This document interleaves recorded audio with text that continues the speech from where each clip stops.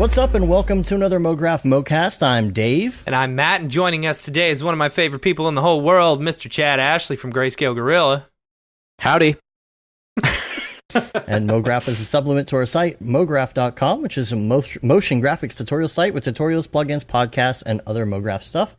And on the show, we talk about everything ranging from motion graphics to Cinema 4D, After Effects, plugins, render engines, doing business, doing taxes, being a contractor, or working for the man. You can email us, info@mograph.com, and let us know what you think about the show. Chad is here. What's up, guys? How you doing? Got a little technical problems today? Man. We're fine. Well, just working out all them bugs. We're trying to get this all taken care of, get all the worries and the bugs out first. So then once NAB East time comes along and we got to set up all the live stream for that, we're just like, we're good. We're good. We've already worked out bugs from previous. You guys are pros at this stuff. It always impresses me. Thanks. It's all Dave. I had a little background. I'm just a talking head. Yeah, I mean, I wasn't going to say it, but I'm glad you said it. It's true. Yeah, I am the face. In the I am the area, face. So. I'm the Steve Jobs. Dave is the Wozniak. So he does all the work. I'm just going to call him Woz from now on. Yeah. Right. Man, we really don't have too many topics of discussion for today, and I guess that's good because we're running a little bit late. The main thing, of course, that I want to talk about is your new pack. Yeah. Oh, yeah. And it is not a part 2 to the previous pack, correct? That is correct. Yeah, that's something that I think I didn't really anticipate, but I quickly realized that like whatever I did after Everyday Material Collection was going to be seen as like, oh, this is the next thing. Yeah. So I had to like once you see it, you're like, oh yeah, this is different. Like this is not the same thing. But yeah, so it's not a part 2. It's a completely new deal. Yeah, do you guys have you played with it at all? I know. Quite a few people that went to Camp Mograph have it. I know Billy. I saw Billy playing around with it at SIGGRAPH before it was officially released. Oh, that's right. Yeah. But I don't have it yet. Sorry. Well, we can fix that. Yeah, we'll fix that. Sweet. We'll fix that today. Yeah, so the pack is, and actually we're calling it a collection, trying to get away from the word pack, just because I think the way that this particular collection works is a bit less about throwing some everyday materials into sort of a collection, and more of like a art-directed collection, a curated collection of materials that sort of work together. Yeah. On top of that, there's like a bunch of really great color palettes that work really great with these materials as well. So you can jump in and start doing this like really modern, fun, clean look in seconds and have like good colors, good, just a really fun aesthetic. And so that it was really fun for me to like take a step back from Everyday Material Collection and sort of think about like, well, what would I want to buy? Like what would interest me in terms of a material collection? And so I'm super into really clean, minimal, fun, modern sort of design aesthetics. And so I wanted to bring that into a material collection. Yeah, I noticed like I think Rich Nosworthy is really big into this particular style, and he has been for a while. And I'm surprised that I'm surprised y'all are the first one to actually do this, because it has been very popular and it's super clean, super pretty and stuff like that. It's a very neat style. So yeah, I kind of, when I started playing around with the idea, I didn't know if it was something that was even going to work necessarily. And so then I started building it out and testing it on some different objects and some scenes. And I was like, wow, okay, so this actually is really cool. And because I was already following a lot of those design blogs and just sort of things that are outside of motion design that a lot of this pack sort of comes from. Pack, gotta stop saying pack. And every time I say it, I gotta like put $1. I'll ding you. I'll ding you every time you say pack. Swear jar. But yeah, so it was more like I was sort of like in that world already, just from my own interests. So bringing it into more of a 3D motion design world made sense. And then on top of that, I feel like I see a lot now. I feel like it's probably always been there, but I see a lot of this sort of aesthetic in tech company videos and explainer videos and product shots. And so it's a very popular style, and I happen to just love it. So it just came naturally to me. So I jumped into Substance and just started cranking these things out. It's cool. Yeah, so, Billy Billy did some really killer stuff for us too. I just there's some preset colors as well, like color palettes and stuff, right? Yes, there's. Talk to me about how that works. So the way that cinema works with color palettes is really interesting, because I don't think a lot of people know that you can actually, you can create a color palette, or you can have one in your like color drop down, but you can actually save these into the content browser. So you can just actually drag them into the content browser, and that becomes a palette that you can then use on other jobs, share with somebody else, whatever you want to do. So I created a ton of color palettes, sort of painstakingly through Adobe Color, and brought them into Cinema, organized them, and then built a couple different variants of these color palettes. Some of them exist as like what I call swatch color palettes, which is sort of like the generic sort of way that Cinema deals with color palettes. And then I save them out also as gradients. So a gradient with, harsh solid lines, no fall off in between the knots, right? So that you can use them with Mograph to do some really interesting stuff. And there's a ton of training that ships with this collection, which is another interesting thing. We wanted to sort of see if we could add like a training component to this, which is we haven't done that before. We've had training on like, well, here's how to use the stuff, but I wanted to go deeper and like show people how to use not just the materials, but how to think about ways of getting more out of one material using user data, using gradients, and like all this other interesting sort of techniques that maybe don't even have to relate to the material collection itself, but are just fun to learn and like interesting stuff to do. Mm-hmm. Did you do all the textures in Substance? Yeah. So the entire, I wouldn't say the entire thing, but like most of it is in Substance, and then a lot of it is also photo based. So it's sort of like when I'm making a material, I sort of think about like, well, does it make more sense to just go completely procedural and do it in Substance, or does it make more sense to go out and shoot it? So I don't know if you remember this, but while I was in the middle of creating this collection, Matt, didn't you ask me if I had a particle board? Yeah, that was me. Yeah. Because so as stupid as it was, I wanted to build a workbench for my garage.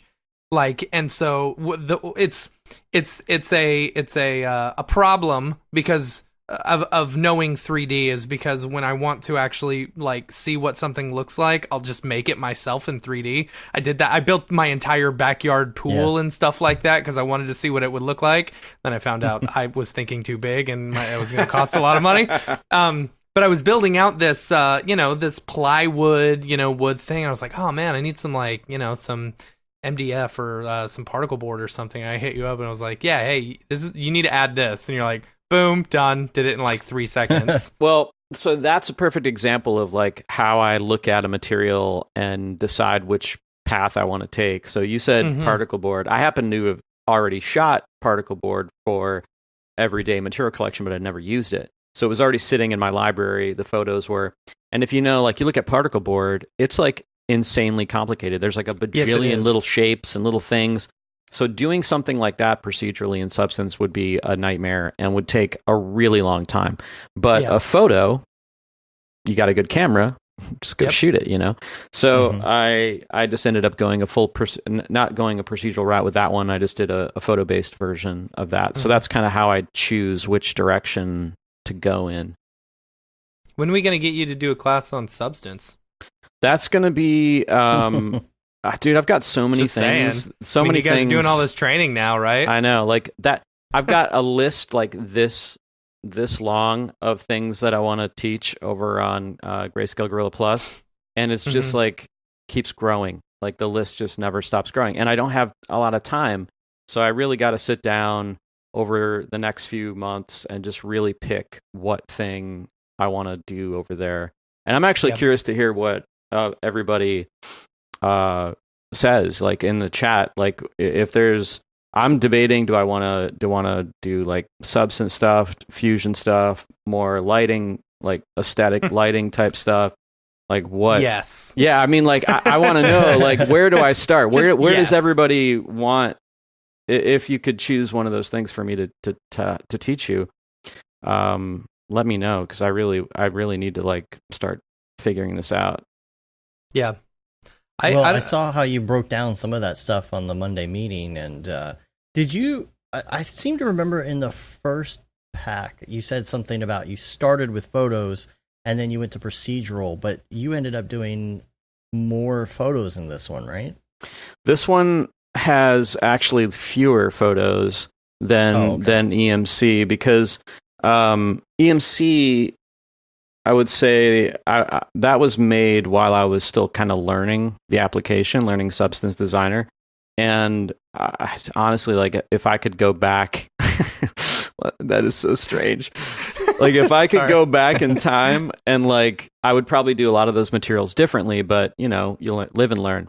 So I would say that one has a few more of the photo-based ones, and this new one has a lot more procedural. But then also this new one too, I wanted to start getting away from like straight up only bitmap materials, because that can get really limiting. Like, there's materials that I want to make, and I want to make for people, that you just can't do with just bitmaps. And one of those is like ceramic. So like the ceramic materials that are in this collection actually work with curvature. So you get that nice glaze kind of pooling into the crevices and like pulling away from corners that, you know, just looks like good ceramic. And you just can't do that in Substance, because that's more of like a render effect that has to happen in the engine. So yeah, I had to build that in Arnold and like get it to the way I wanted it, and then sort of reverse engineer how to do it in Octane and Redshift. So it, like, I know with the Everyday Material Collection, you were able to like actually, I mean, you still had just bitmaps, and you were able to download all of them for, you know, your diffuse and your specular and whatever. Are you able to do that with this one? Yeah, absolutely. It's the same workflow. Obviously, some of them have no bitmaps, like I just talked about. Like the ceramic doesn't have any bitmaps. The other thing that I made sure of on this one too, that I listened to a lot of people using Everyday Material Collection saying, well, you know, I wish I could change the color of this one. It's kind of limiting that the color's in the bitmap. Right. So this new one, anywhere it made sense that I thought people would want to change color, I engineered it so that you'll easily be able to do that. Open up the nodes, find the color node, and just like change the color. That's awesome. Yeah. That's good. Yeah. That's super cool. I mean, yeah. Whoa. So what would you say your learning curve was as far as Substance in the first place? You know, I know you did the presentation at DFWC4D, which is really great to see how that breaks down. But you just keep digging further and further. Like, somebody who's getting into Substance right now, what would you tell them as far as the learning curve and how hard it is to get into it, to do the things that you're doing? I mean, it took me a long time. I'm not going to lie. Like, it's not an easy program to sort of jump into. But I would say that you can get in there and get what you need done pretty easily. But for me, whoa, thank you for that. That was nice. Caught a little glimpse of you there. He has no idea what I'm saying. I know. He took off his headphones. He got really hot. Yeah. Yeah, so it takes a while. I mean, I took a year to learn it, and sort of like built Everyday Material Collection while I was learning it, and I learned a ton. Not everybody has that kind of time, and I don't want to make it sound like you have to spend that much time to get anything done in it, because you don't. I just needed that because I was going to create a bajillion different types of materials. Like, not everybody's going to jump in and want to make everything. So I would say that takes a little while. I'm not going to lie. It's not an easy program to just jump into. But I will say this. They have a new not new, I think it's out for a while. They have a playlist on their YouTube channel that is a fantastic sort of intro course, and it's free. And I wish that was around when I started learning it, to be honest, because I was just like fishing around for what I could find online. It was a lot of like really random stuff of like, castle walls and like really dirty looking wood and like shit that I didn't really care about. But this one that they put up there covers all of it. Like you can watch this and have a really good idea of how this program works. I'm surprised at how quickly Substance has kind of just taken over our industry. You Dude, know, well, it's fantastic, like, and it is. It's a fantastic program. But like normally you would have this segmentation between all the different like the big programs, Cinema 4D, 3ds Max, Maya, blah blah blah. But everyone, no matter what they're using, is using Substance.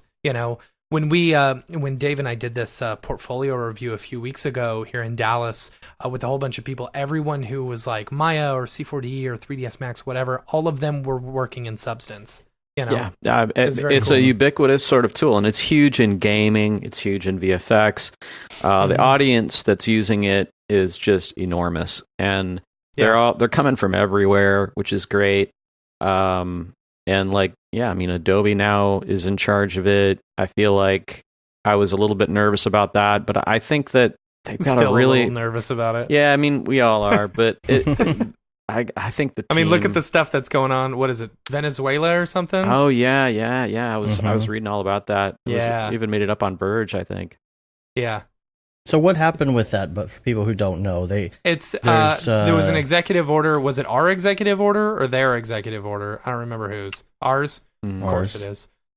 Where it caused an issue with Adobe to where Adobe, like they can't connect to the Adobe Cloud anymore, so they can't get their stuff just doesn't work anymore because it's all sanctions, subscription based, and sanctions and stuff like that. So they just decided to not offer their services to Venezuela anymore? No, they were, and they just cut it off. So now no one can use Adobe stuff. Right. Yeah, the way that it's going down is like, I think it has a lot to do with our government not wanting to, basically wanting to punish the socialist government that's in Venezuela.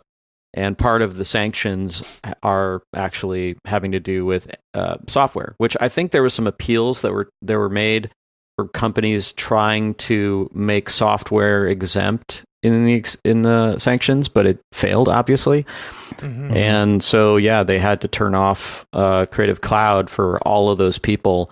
And they didn't really, from what I could tell, there wasn't really much of a warning. It just sort of happened. Yeah. So that's great. Yeah. I wonder what those people do now. Like they pirate it. They pirate it. I guess so. That sucks. You can't even open the program. Nope. I guess. Mm-mm. Nope. You got all these Photoshop files and stuff you're using, and you just sorry. Yep. Basically. Man. I wonder though if you could use like a VPN or. I was curious about that myself. Mm-hmm. Yeah. Like, could you like? Is there ways that you could like? I don't really know much about it, but I know they can make it seem like you're in a different part of the world. Yeah.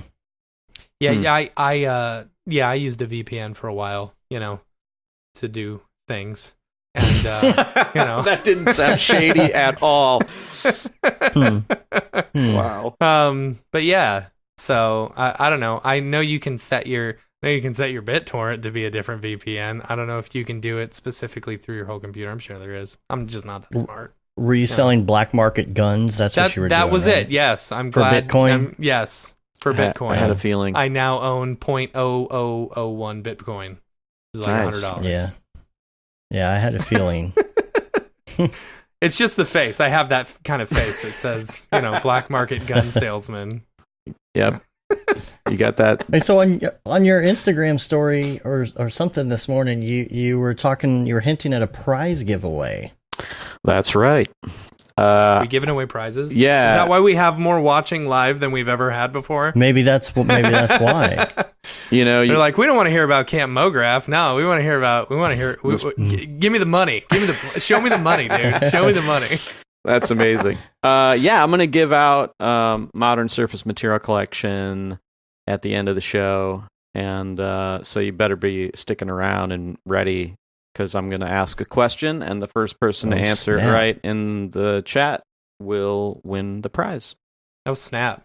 All right. If I'm, can I be a part of this, since I'm technically in the chat too? Yeah, I mean, if you want, but that you'd probably make a lot of people really mad. Yeah, that's all right. You know the line "void were prohibited." Right. That's you. Yeah. That's you. Yeah.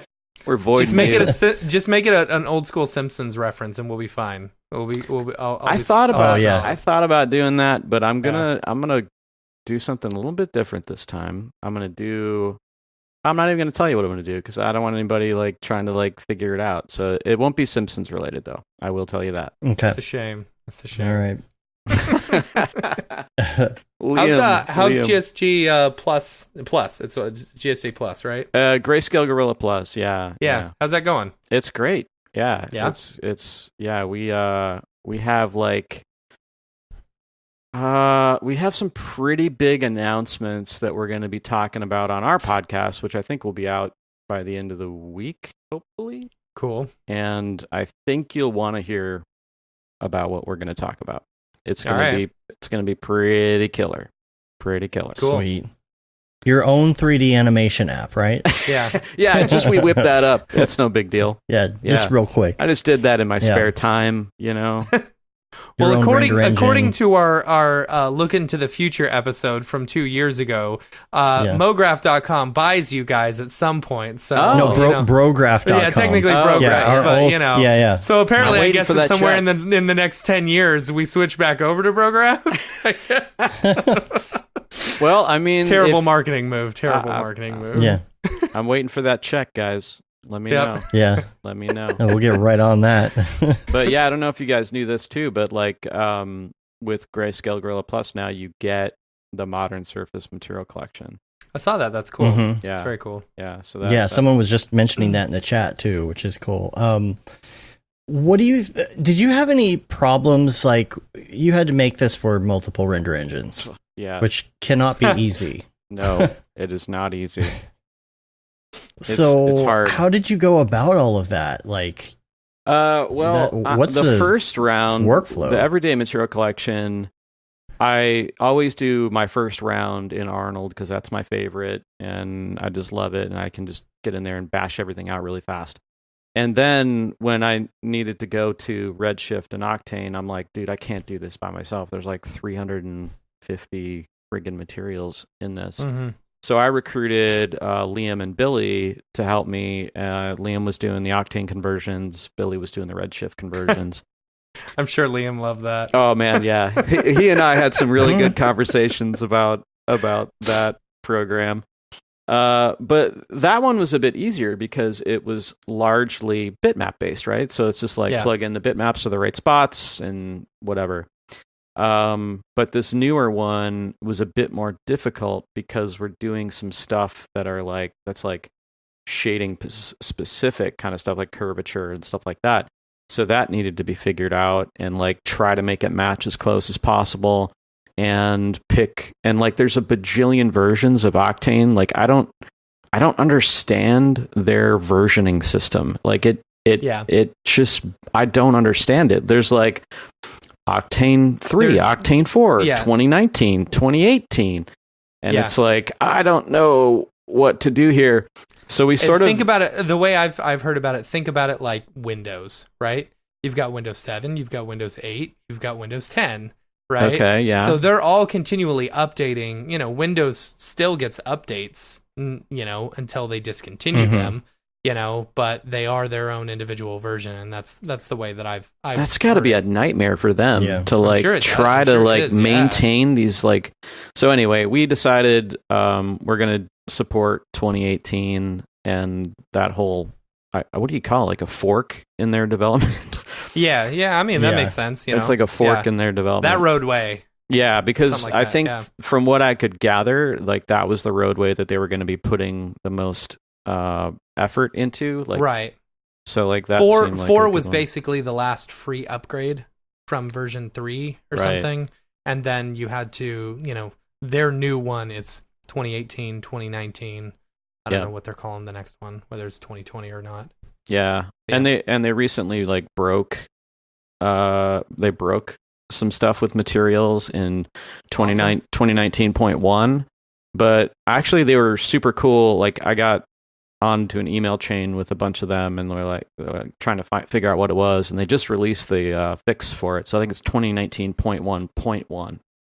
Okay. These version numbers that software companies do always I'm like, how do you guys even keep this shit straight? It's crazy. Yeah. 1.1 R3. Right. Release 3. Yeah. And they all like the other thing that's like kind of crazy, because I have to like stay up to date with like Arnold, Redshift, and Octane, and they all do things differently. They all, the updates are on their forum, or the updates here, and it's just like, what? Like it gets a little bit crazy.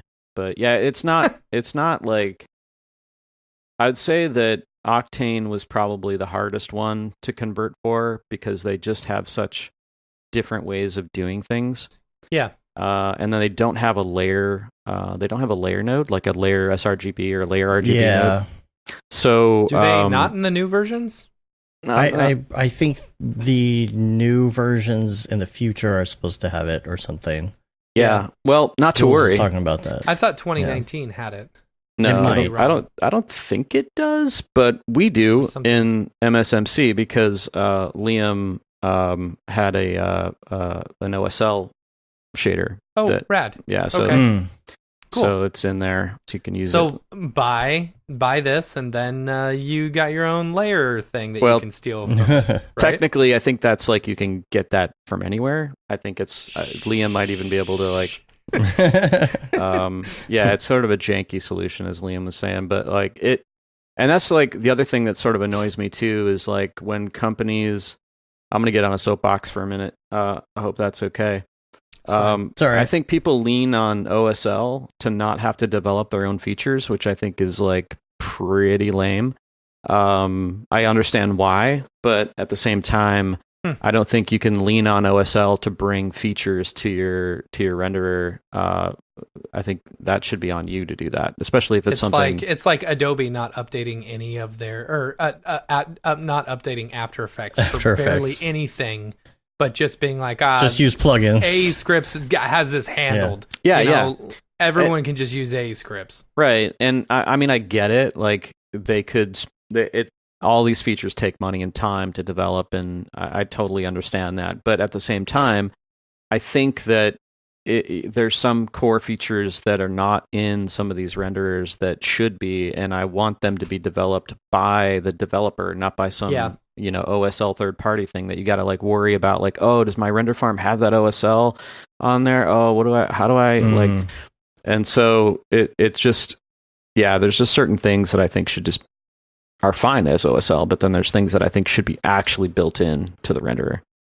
Totally. OSL is a little bit frustrating for someone like me, because I'm not a big programmer. Right. And neither am I. I take a look at that stuff and I'm just like, oh, close the window. Yeah. It's super like it. I've done a little bit with it. And when I say a little bit, I've like tweaked an existing one, and that's about the extent of my knowledge. But yeah, I feel like it is pretty powerful. In fact, I was chatting with Trevor Kerr, and he was doing an Octane job, and he was like, I can't find the nodes that I want in Octane because they just don't exist. So I just made them in OSL. I'm like, dude, that's fantastic. Like that actually like send me those. Yeah. Because I get frustrated in that program all the time of the lack of stuff that I want that isn't there. And what kind of nodes would those be? Well, for starters, I'd say that the layer RGB node is huge, and not having that is it's hard to kind of layer textures up in a sort of good way. I think there's a few others that he made that were like more math nodes that don't exist. and like channel. I want to say there was even some shuffle nodes that he made. Yeah, I'll find out, and I'll circle back and figure out what he was making, because it was pretty interesting. Like, it was like, oh yeah, dude, that's a cool idea. Like, I didn't realize OSL could even do that, but I'll find out and I'll let you guys know. Cool. So on the topic of render engines, let's do some Ravcock. What's your flavor? I just wanted to talk about the state of some of the engines right now, and we can just go down the list, I guess. And I wanted to talk about Arnold first, because with Arnold, are you allowed to mention what you were mentioning on the Slack? Yeah, there's nothing. I think everything I said was like already public knowledge. Yeah, but yeah, I've been a beta tester since a long time, and I'm testing Arnold 6 right now, and it's definitely getting much better. How's the GPU stuff? Like, yeah, I know when you initially were doing the GPU stuff, you're like, there's not a real point, because my Threadrippers, you've got what, like a 64 Threadripper or 32 or something like that? Yeah, 32 and it was still faster, to do it that way. Well, I'm proud to announce that it's no longer faster. The GPU version is now beating my Threadripper, and this new version that I think they announced some of these features at SIGGRAPH, I believe it was. But they're now doing some deferred texture loading stuff, which is really interesting. So if you have like a scene with a ton of like really huge textures, like 4K, 8K textures, it's loading them much faster now. So, and that's huge for people doing like really big assets and feature films and stuff like that. So that was huge. The GPU speed has increased dramatically. In fact, it's beating Redshift in some certain scenarios. Really? That's impressive. Like, I have a Cornell box scene that I've been using to test with. And it's basically just, a Cornell box, red and green on the walls, and then a single area light at the top and a bunch of GI bounces. And it's doing really good compared to Redshift on that. I think it's never going to beat like a Irradiance point cloud brute force combination in Redshift, because that's just like cheating too much. But it can beat a BF Redshift render in certain scenarios, and then some other scenarios it gets its ass kicked. So it's like, it's sort of like all of them. They have like volumetrics figured out in that. Yeah, VDBs are working. Yeah, cool. How's it do rendering those? Does it take a while? Because I know Redshift is like smoking fast when it comes to volumetrics and stuff. Faster than Octane. Faster than Octane. Well, I was stress testing it. I was using the Disney Cloud, which is like, I think it's like a couple gigs of this gigantic, amazingly dense VDB cloud that Disney put out for free that you can download and play with it. And I don't think that I would render that on GPU. I still think like a dense VDB cloud like that is probably still better on CPU, because it struggles. Even I think I tried to render it in Redshift and it just kept crashing. I didn't try it in Octane though. But yeah, I would say that for VDBs, I would probably still use the CPU version of Arnold until they've maybe got some more optimizations in place. But what about the volumetric, just like fog in general? Oh yeah, that's necessarily fast. VDB. That's fast as hell. Okay. Yeah, like if you want to throw like atmosphere on a light or fog in your scene, that's totally fine.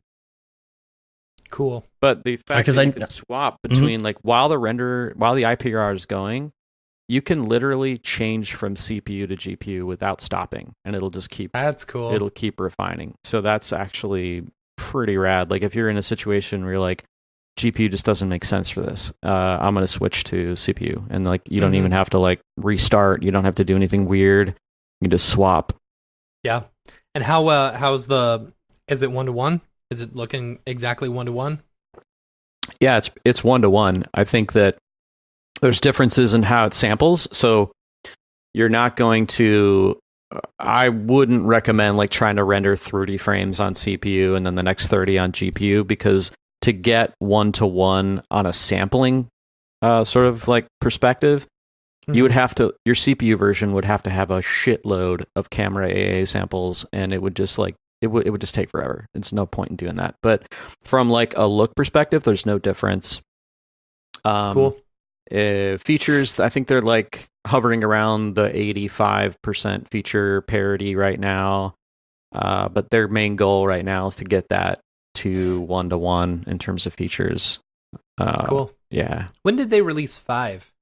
When was that released? It's like a year ago, I think. Maybe more. I think they've come out with quite a bit since then.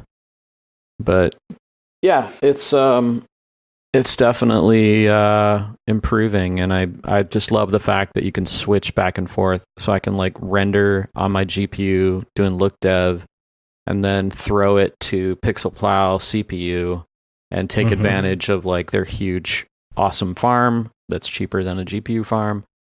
And yeah, it's so hard to get that correct, to get it to match CPU GPU. It's no wonder it's taken them so long at this point. I don't. They've been talking about it for quite a few years now. I guess at this point. I think they actually underestimated to like how long it was going to take. And I think that's every render engine we talk about, right? Like, I think that's that'll true. take 20 minutes, right? Yeah, that's like the through line, like Redshift 3 and like all that stuff. You know, like it always takes longer than you think.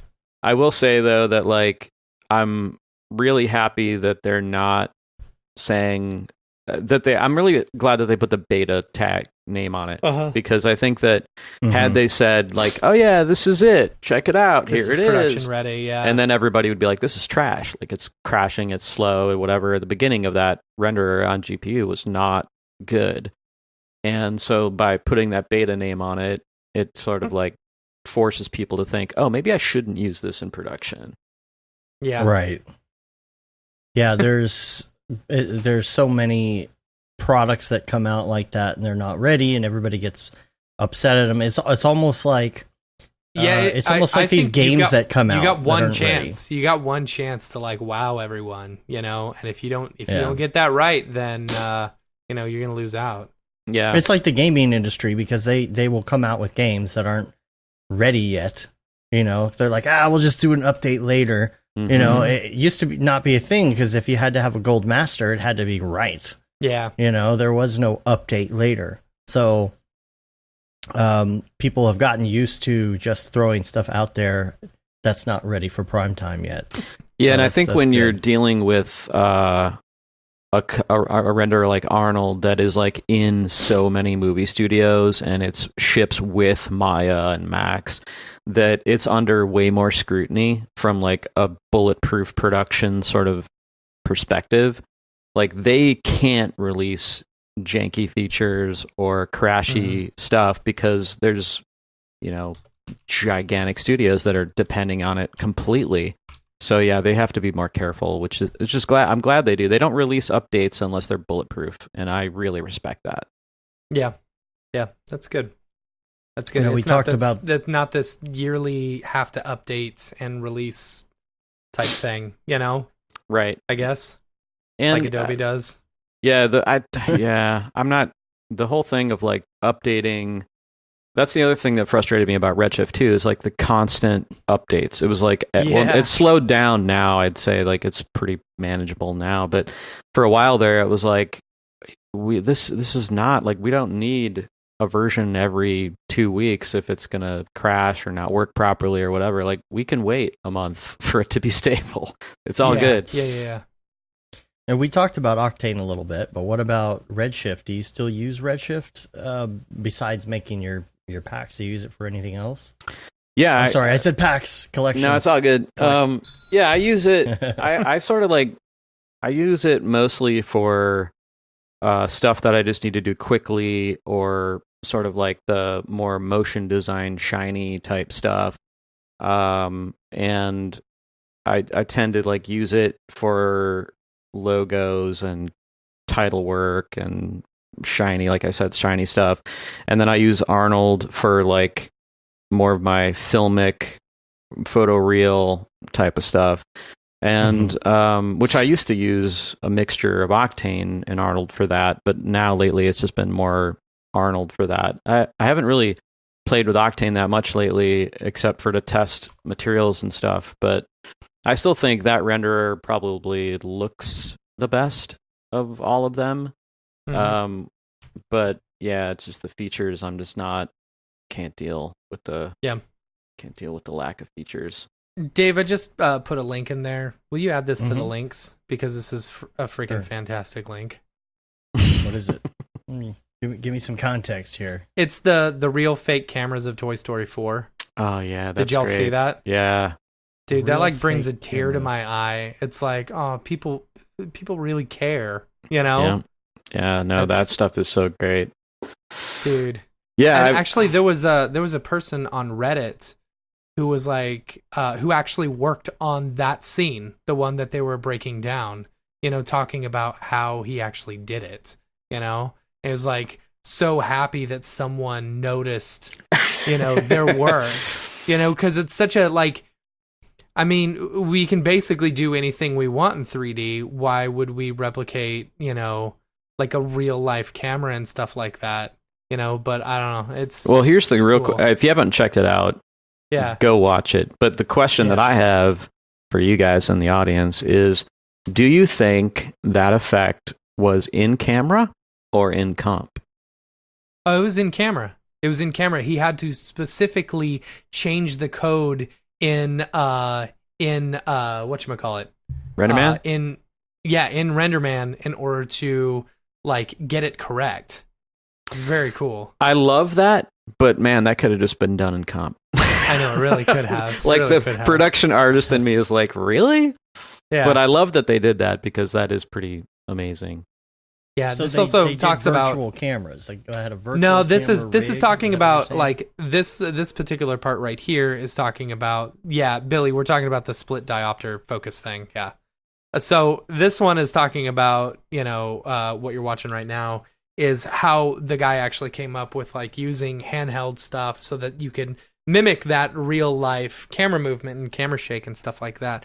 But within Toy Story 4, there was a shot where they actually used like a split diopter focus thing where you had one thing, the foreground in focus and kind of the character in the background in focus. And like you had this middle area that kind of wasn't in focus and stuff. It's very cool. It's a very, very cool thing.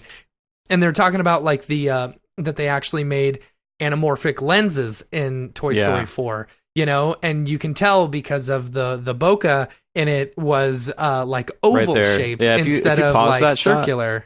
You pause that like opening shot of right there, if like on the where it's like out right when it's out of focus. Yeah. So you can see the bokeh is actually like oval instead of circular because they were actually building these real life anamorphic lenses to go into the computer. And it's like the fact that they're even doing that stuff, like, I don't know, that's insane. It seems overkill, but I mean, I think it makes it feel so much more realistic. I want all of those features in every renderer. See, like this is showing off what a split diopter lens will do. Right. Yeah, so that it's basically like a lens that has like two halves to it, and you can basically have different focal lengths on each side of the frame. But yeah, this is the shot in particular, this sequence right here.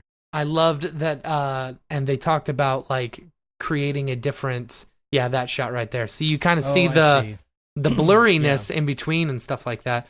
But I loved that they were talking about like creating a feeling with the lenses and stuff like that, where there was a shot back and forth between Buzz and Bo Peep, and the shot of Buzz was like in focus and everything was good. And then you go back to Bo Peep and it's like everything is like super shallow depth of field. You get this beautiful bokeh and stuff like that. And it's like, oh man. They shot Bo Peep with anamorphic lenses, and I think they just shot Woody with like just primes. And I want like, I was talking to this. I was talking to somebody who's building a thin lens shader for Arnold to do a lot of these like camera effects, and I would love to see all of the renderers do this stuff and like have like cat's eye settings on bokeh and like really try to like bring a physicality to lensing in 3D.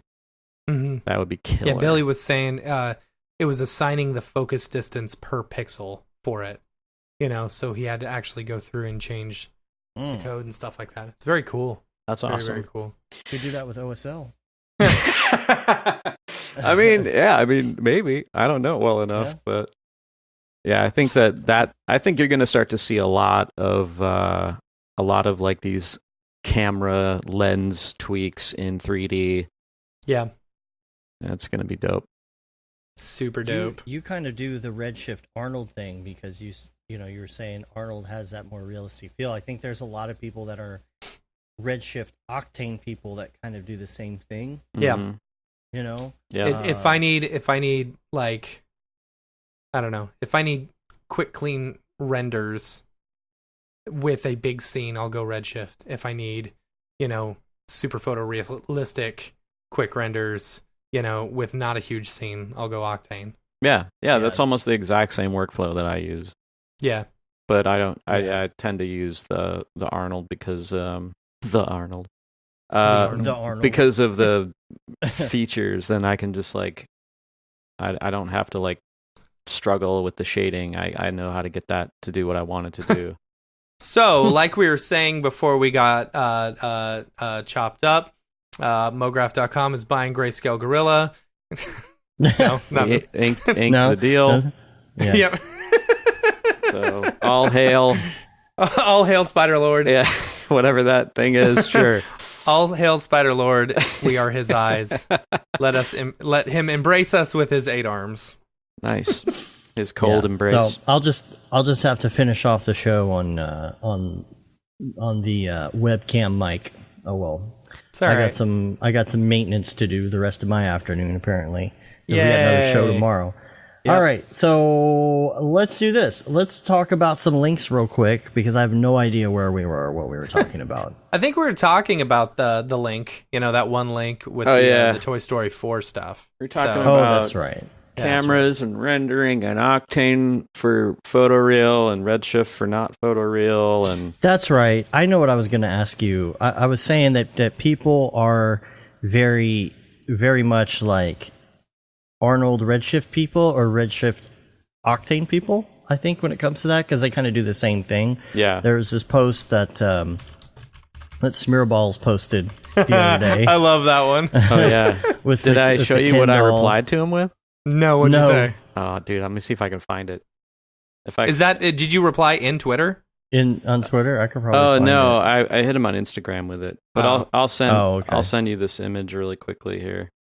Because as soon as he posted it, I replied with it. I'm like, bruh, you gotta add this. So where should I send this? Should I send this to you in Slack? Yeah, you or on Skype. Well, it's on my phone, so I'll have to do it on. I'm gonna do it on Slack. Oh, that's fine. You can Slack it to me. All right, I'll just Slack it to you. I'll find it. Man, there's a lot of names in here that I don't know. A lot of channels. They just there's a lot of 3 new channels today. How do I is there a way to search? Oh yeah, What? I can. Look at that. Nothing. I'm just teaching myself how to use Slack on my phone. Apparently. All right. Well, I think he posted that because Redshift, by default, is harder to get to that look that Octane has. Photorealistic. Yep. I mean, you got to add a few more tips and tricks. All right. So, Dave, I sent it to you. There we go. And then you posted this. Here we go. It's pretty good. It's very good. Very good. I like that. I like that. But it really, if you put those 3 next to each other, it's actually pretty accurate. Yeah. You know what I mean? Like if you think about what Nick was saying, Redshift sort of looks plasticky sometimes, and there's things you can do to make it not look like that and whatnot. And then our Octane has that faux pretty look, And then the one I posted is like just brute strength. You know, that's kind of like pretty accurate if you think about it. Yep. And then the Halloween episode when of The Simpsons when Bart tries to turn something into a frog and it just turns out to be like just a frog that's vomiting. I'm an abomination. Yeah. That's pro render. Oh, dang. Dang. Yeah, and it's like every moment I live is agony. It's so good. Get in there, defend my honor. Poor ProRes. Oh god, that was man. We are 9 days off from our Simpsons Halloween stuff. Oh yeah. Dude. Oh, I've been watching. No, I'm ahead. Oh well, I haven't. Okay, never mind. Yeah, dude, the Halloween episodes are the best. Yes, they are, and we're at exactly 31 days and 31 episodes now. Now, is that counting the episode that is a Halloween episode? Yes, it is counting that one. A I mean, you're just celebrating Halloween, you know? Yeah. You got to. Okay, good. Yeah, that's awesome. Good. I need to go watch those again. Yeah. You should be So on good. you should be on the 9th episode right now at this point because it's the 9th day of October. Yes. All right. Well, let's talk about some links and things.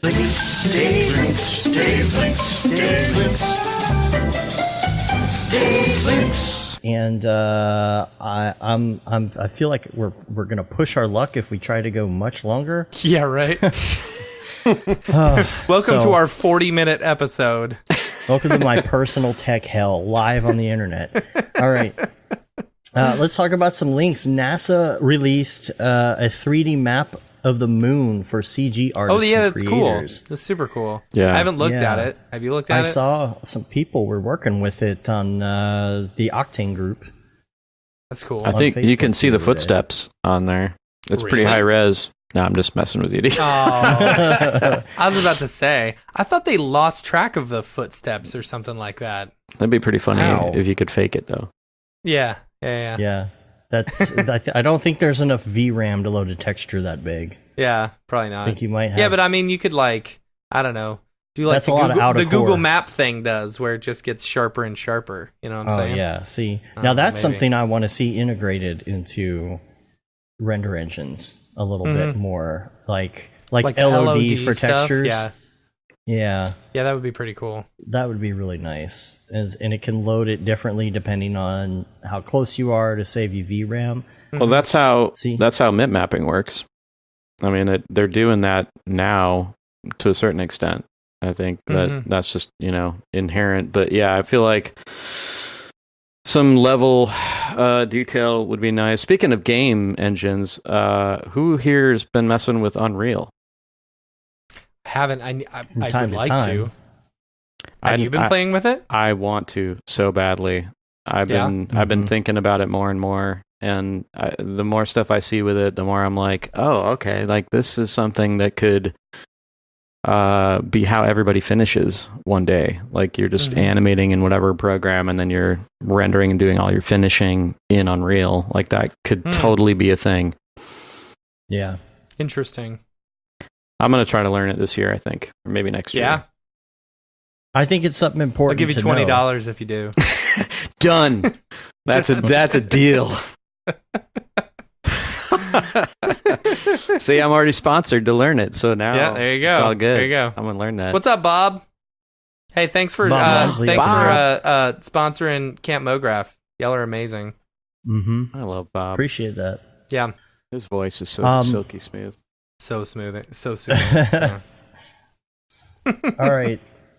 So the only other link I have is for Lockdown. So many people have been talking about Lockdown and like sending us links and all of that.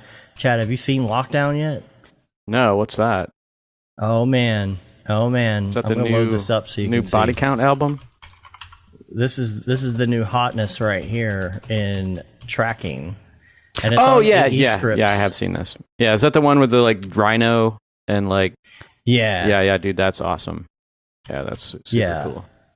It is pretty spectacular. Of course, we've been running around like crazy, really haven't had time to play with it, but I've been watching videos and just I really want to get my hands on this because the difference is the way that it does this. I guess it's creating kind of a mesh, but when you look at things like cloth and tracking that cloth, and let's say you want to just put an overlay of a title or something on cloth, it's actually tracking the folds and all the other things. And man, I don't know what secret sauce is behind this, and I don't know personally because I haven't played with it. Like, you know, it's one of those things where you see like a demo video and you're like, oh, that's all well and good, but what happens when you start practical and you try and do something? You know, is this footage the best of the best that they decided to put online? Yeah. Or does everything work? Teddy was saying it's pretty legit. It is. Yeah. I mean, it makes perfect sense. Like you're tracking a point cloud, you're generating geo from the point cloud, and the point cloud is, you know, the geo is moving, it's tracking along with the subject. So I think what's interesting to me about the applications isn't necessarily like throwing tattoos on a rhino, but replacing things or painting stuff out. Because so there's a section in that you can see, like if you go back to the part where they're showing the rhino, once you've sheep butt, once you track it and you get a stable version of the rhino, they show at one point in the video they show the rhino not moving, which is basically a stabilized point cloud geo sort of like tracking, right? So imagine like you're doing like a cereal commercial or something right there. So and they accidentally put the wrong name on the box or something like that. We've all had to do those shots where we had to like paint out a stupid label that wasn't supposed to be there, or a tracking marker or something. But what this allows you to do is essentially track that rhino, stabilize it, paint out whatever mistake was on the rhino, and then just like put it back on. It's similar to Mocha Import Plus. That's what I was going to say. Yeah, we used to use that all the time where, you know, we would basically mocha track something like a sign or something like that and then just change it, and it would automatically, it'd create a pre-comp, a stabilized pre-comp, and then you just do it right in the pre-comp. It's pretty cool. Yeah. But that's based on Mocha Import. I'm sorry, that's based on Mocha and then stabilizing what you get from Mocha. This seems like the tracking aspect of it is a lot more intricate when it comes to like it I don't know, it's figuring out a point cloud of what is being tracked. I don't quite understand. Yeah, the Mocha thing that you described is that's like exactly like how you would do it, but doing it on something that's warping and moving, like that's where this thing is like okay, like that's pretty cool. I guess it's taking these tries, I guess it's basically doing almost like it's doing a track for every 3 sets of points, or that's what it seems like. So you've got like a triangle, and from frame to frame it's changing the points of that triangle. Yeah, so a lot of the tracking programs will give you a mesh on whatever it's tracked, and that's really what this is doing, but it's not necessarily a static mesh. Now this is moving, which is interesting to me. I wonder if there's any like smoothing that you can do to it, or what sort of controls you have if you have a tracking marker that is bad at some frame. Like, can you like turn it off for a frame and turn it back on? Right. Yeah, it's interesting. I'm surprised that nothing like this actually came out before. Like, it seems like something that would have been out there, but or that Adobe would have actually oh no, never mind. so I would guess that like. It's probably why they don't sponsor any of our stuff, because I just badmouth them the whole time. That and Pro Render, they're not going to be making any sponsorships. Professional Render. I wouldn't be surprised if like that plugin gets bought by somebody big. Yeah, that wouldn't be surprising. It should be. All right, $20 billion. Well, let's do this. Let's go to some Beeple's people, and then I have a question from somebody that they sent in, and then we'll do the little contest deal. Sweet. And hope that everything keeps working in that time. We'll have an hour-long show. Sweet. Well, there we go. Right. People, where did you get people? People, what's up with that guy? No, we're not doing too bad. I think we'll hit an hour and a half. Yeah, so that's fine. Take out your Beeple viewer of choice. For me, this is Twitter. I think he's just testing us right now. He's like, I want to see what kind of crap these guys will put on the show. Yes, just for us. Not. It is just for us. It's just for us. Yeah. I'm looking right now. He's got this Zuckerberg thing. This wasn't up here when I was doing show notes. But, all right, take out your Beeple viewer of choice. We're going to go to October 4th, Year of our Lord 2019. And this one is called Unhide. Year of our Spider Lord, of course. Yeah. Unhide. Now, this one is not Disney or nipple related in any way. Or is it? Which is good. Yeah, I mean, technically, there's maybe some nipples on that Viking, but you can't see them.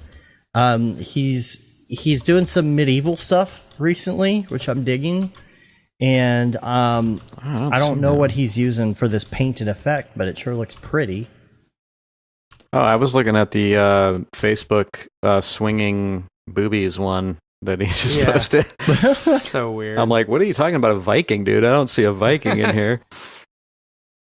Yeah, this is October 4th, I think. Sometimes the dates are off from like platform to platform. It's really weird. Right. But this painted look, like I really want to pick his brain on this because I'm like, okay, how much of this painting was done in Photoshop? How much of it was done in the render engine? He does it all in Photoshop. Yeah, like he has like a whole like plugin suite for doing this sort of look, the painting look. Yeah, but he's been doing so much with the illustrative look and different engines lately. Has he been using some Arnold in there too? He does a lot of Arnold Toon. Like a lot of his Toon stuff is Arnold. I think it's mostly Octane though. Like unless you see specific Toon stuff, it's Octane. Yeah, exactly. I think he uses Arnold Toon, and that's about it. Yeah. And then October 6th, it's Great Leader Rejuvenation Day. And again, with the Kim Jong and he's been doing a lot of Trump stuff too. And I'm just trying to figure out why. Like why so much Trump stuff? There's been a lot of Trump heads, but I'm also trying to figure out, like, on this one, he did another, he does like the video version of things or whatever. He did a video version of this one, but he changed the head to be Mickey Mouse. The video version or whatever. Where did it go? I don't know. Probably got taken down by Disney. It was there this morning. I see it I'm on Twitter. It's on Twitter. You're on Twitter right now. Oh, I'm not looking at what you guys are looking at. Oh, that's why. Oh, yeah. This media may contain sensitive material. Okay, here we go. Now it's working. Yeah, you guys are just got your parent flags right, because on. it's got Mickey Mouse head. That's why it's sensitive, But the one down below it is fine. I love the inverted flag. Oh gosh, yeah. I didn't notice that. That's funny. So it's the same rig with the Kim Jong, but it's got the head. Also, I believe that this is the rig with the people at the bottom that he was using with the baby Trump in the jar a while back. Isn't it? Remember, like, all the people at the bottom? Yeah, probably. We were talking about, like, who they were and why they were. Gosh. Let's see, which Trump one? Good Lord. See, this one has all the little people on the bottom. But there was another one, I believe it was the same exact rig. But here it is. It's the Kim Jong-un cybernetic F farm. It's like the people all around the little rotatey thing, and they're all like monitoring whatever's going on. How come he's not getting flagged? Like, are people not getting upset about this? That's what I don't get. It's free speech, dude. Yeah. Is it considered parody, though? Yeah, it's all satire. It's satire to use, to use the Mark Zuckerberg head is one thing, but like Mickey Mouse and Winnie the Pooh and all these Disney. I wouldn't be surprised if he had a few cease and desists in his inbox. Right? Yeah. Huh. Maybe. All right. Well, then October 8th is the last one, and that's the animated version that he just released of this. And this is Zuckerberg Nipple-Free Utopia. As long as it's nipple-free. It is nipple-free, though. It is nipple-free. Does it have to be nipple-free? Otherwise it gets flagged or something? I mean, it depends. If it's female nipples, yes, it will get flagged. If it's male nipples, apparently it's okay. But if Zuckerberg is the cyborg with the nipples, does that mean that it's male nipples? I don't know. It just seems like a slippery slope. There's a whole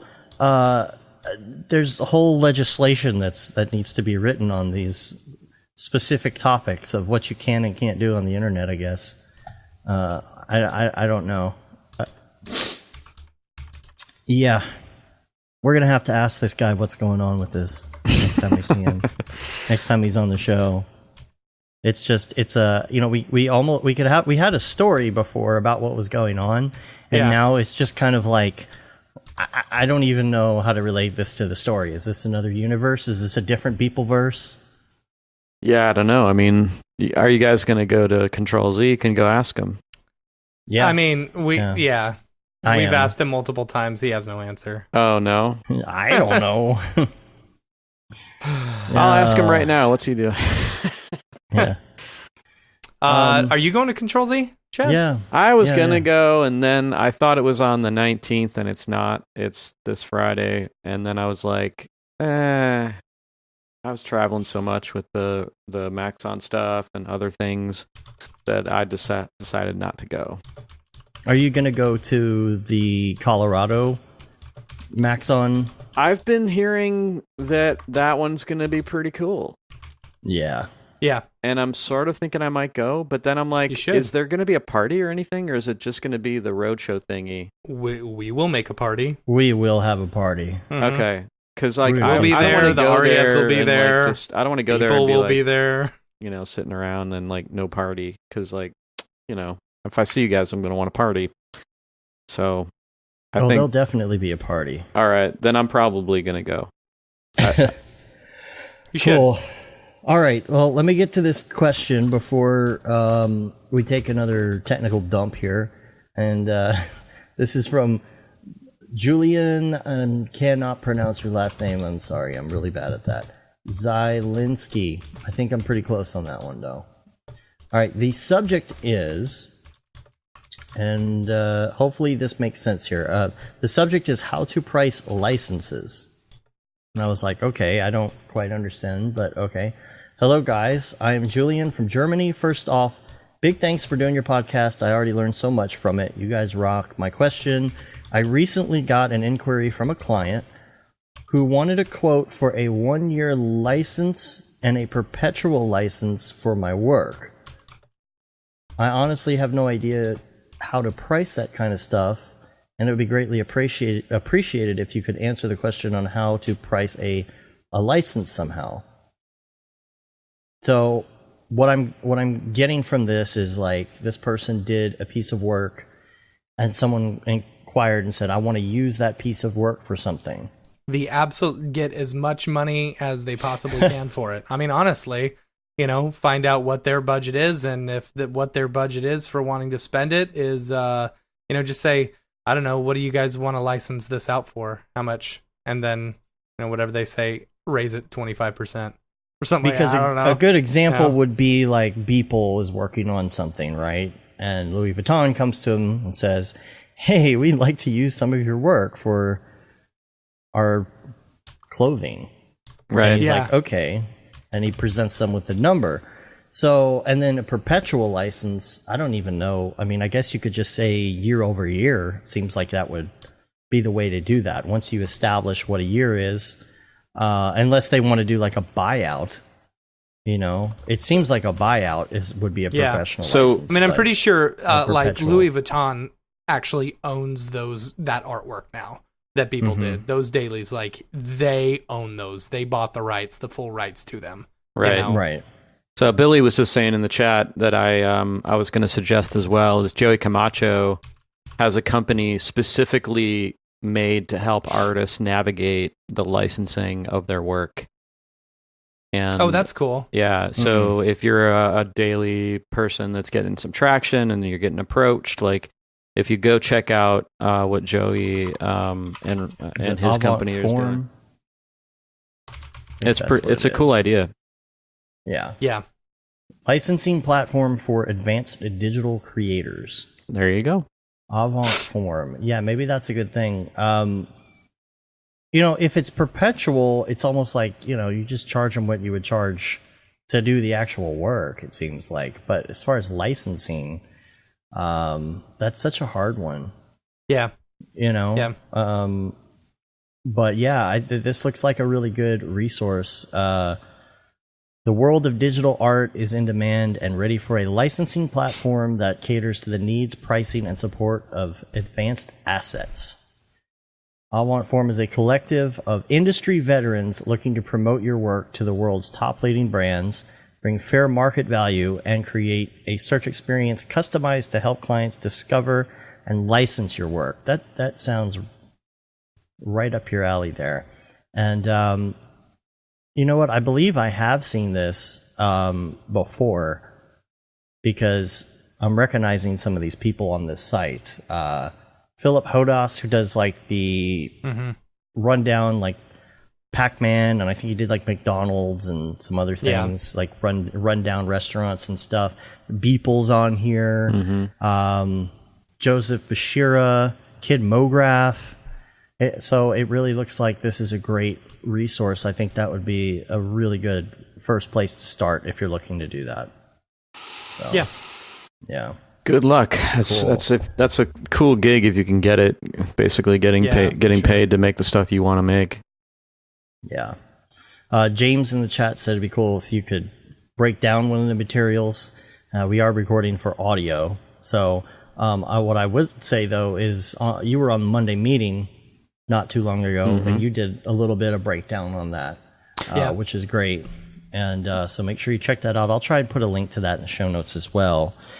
Yeah, check that out, or come join us on Grayscale Gorilla Plus. I'm going to try to do a lot more stuff in Substance over there. So cool. All right. Well, shall we do the little contesty thing here before we? Let's do it. So it's first one to answer, right? First one to answer the correct answer, not just a answer. In the chat. Chat. Now, I'm going to be watching the chat as it comes through you guys. Yes. So I think most people are on YouTube. I haven't seen anyone, but who knows? They may. Yeah. But everything will come through on this chat, so. Okay. Yeah. I'm just going to find my answer. Okay. Hopefully you can't see that in the reflection of my glasses, but we'll just say that's the one. All right. Are you ready? All right. First person. Is our chat working? Okay. Yeah. There we go. Okay. Yeah, everybody's just randomly typing pre-answers. All right. So, all right, here we go. Who can tell me the name of the founder of Algorithmic? Furiously Googling. Everybody is furiously Googling at this point.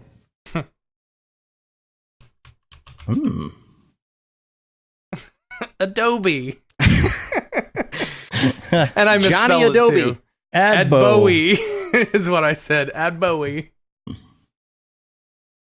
Oh man, no one yet? No, nobody, huh? I think it's probably there's a delay, maybe. That French dude. Max on Rick says he knows Rick it. Rick knows it. Wait. What? Joey? Did Joey get it? There we go. We got a winner. Winner, chicken dinner. There we go. Joey. Right. Wow, that's crazy. It actually showed up on our chat here before it showed up on the YouTube one. Wow. Oh, that's Inside funny. job. All right, somebody man. write that dude's name down. Somebody over there. I can't really. Joey, right? Joey Joey, if you're listening, please. Joey, message Can he? Yeah. Just Joey's in our Slack, right? All right, Joey. If you're so. if you're in the Mograph Slack, DM me later today, and I'll take care of you. Yeah, get Joey's all up in them DMs. There you go. All right. Nice. Congrats, Nicely done. Joey. Sweet. Nice job, Joey. Got some materials coming your way. You are the fastest Googler. Right. Google for the win. Yep. So in case you didn't see the answer, his name is Sebastian De Guy, and he is super smart. Cool. All right. Well, I think we're going to get out of here while we're still ahead. I'm super excited that we're at least still broadcasting at this point. Yep. So looks like I got my work ahead of me. Chad, thank you for sticking with us. It's always a pleasure to have you on. Dude, this is always a blast. Thanks again, guys. This is great. We definitely need to do another episode when everything is fixed up here, maybe in the winter time for sure. Phil said I couldn't spell algorithmic. That's funny. Chad, what other things are you going to here coming up? NAB East or any of those? No, I'm skipping NAB East. I was going to go to Control Z, but I told you about how I messed that up. I'll probably go to Denver. Come to Denver. And then over the winter, I sort of stay home a lot, and then I usually try to have like one trip to LA over the winter to visit friends and studios and stuff, and then it's NAB time. But I don't know, something always comes up between then, so we'll see. NAB is going to be here before we know it. I know, right? It's how it always goes. That's really, my favorite show. Really fast. Yeah. Yeah, time to start. You haven't been to Camp Mograph yet. That's true. Right. That's true. I think I'm gonna have to make the trip. Yep. Yeah. It's gonna be good. We've been planning. We're so like if we just have to get it on paper first, and then like we're gonna be like, all right, everyone, this is where it's at, dude. Yeah. So yeah, I hope it. I'm not gonna say anything, but I'll be there. I'll be there. Yeah. Cool. Yeah, that's awesome. You can rate us on iTunes, leave a review. You can subscribe on your podcatcher of choice. That helps get our ratings up. And subscribe to our newsletter, which goes out once a month at this point. You can say you've been there, done that, got the t-shirt with the Mograph logo tee, the Paul Babb Feel the Bab 2020 shirt. All the profits from that go to Doctors Without Borders, also the Render Things hoodie, tee, long sleeve shirt, and the That Render is Fire shirt, which you must wear ironically if you wear it. And sure. We're on Facebook, Twitter, Instagram, Periscope, YouTube, Mograph.com. Chad, if people want to find you in all the places, where can they find you? They can find me on Instagram at Chad_GSG. You can find me on Twitter at CGPOV. You can find me on your Slack, the Grayscale Gorilla Connect Slack, the Rocket Lasso Slack, like every Slack, basically. Slack. All the Slacks. A couple of Discords, all sorts of places.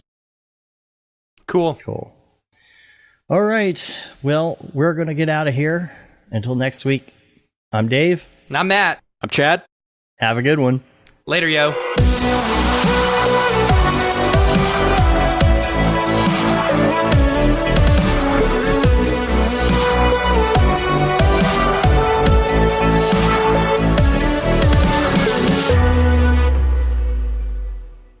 It's pretty good, I guess.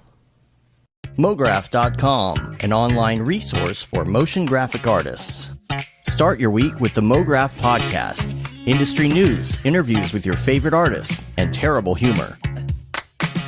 Watch live shows and interviews from Mograph events like NAB, SIGGRAPH, Half-Res, and local meetups. Our Mograph Talks feature live demos and motivation from artists all around the world. Sometimes you gotta make stuff that you're not gonna put on your reel, and I'm not here to judge. What if Rick and Morty show up for the countdown at midnight? That's where I peaked in life, in my career. We gotta stop this thing, Rick! It's gonna kill us all! Hear from the people that create your software, design your render engines, and artists that are changing the face of modern motion graphics. You get that render done. Yeah, you better frame what? Mograph tutorials and online classes will teach you about Cinema 4D, After Effects, as well as other popular software and render engines. Throw in the HDR Studio, take the render settings, pick the HDR, put in a reflection, and gorgeous. Branch into new software. Learn time-saving tips, techniques, workflows, and lessons that'll keep you up to date in the world of motion design. Oh, brother, those are some of my favorite elves. I love projects that scare me. When our art director comes to us and asks for something that I had never done before, man, it gets me pumped. Join the conversation in our live sessions. Check out our plugins, or join the hundreds of daily active users in our Slack channel for technical help, advice, contests, or just to joke around. Real nice banana. Yeah, that's so funny. All right. I'm going to live forever. Subscribe today and get the latest updates on our YouTube and other social media channels. Take all your dreams and just do it! We don't care how you get here, folks. Just get here. Subscribe to Mograph.com.